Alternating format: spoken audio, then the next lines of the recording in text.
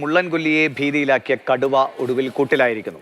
രാവിലെ 10 മണിയോടെയാണ് വാടനക്കവലയിൽ സ്ഥാപിച്ച കൂട്ടിൽ കടുവ കുടുങ്ങിയത്. കടുവയെ താൽക്കാലികമായി കുപ്പാടിയിലെ സംരക്ഷണ കേന്ദ്രത്തിലേക്ക് മാറ്റി.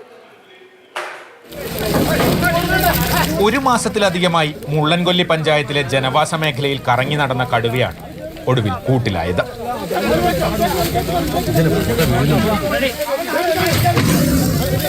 വടാനക്കവലയിലെ വനമൂലികയ്ക്ക് സമീപം വനം വകുപ്പ് സ്ഥാപിച്ചിരുന്ന കൂട്ടിലാണ് പട്ടാപ്പകൽ കടുവ വന്ന് കയറിയത്.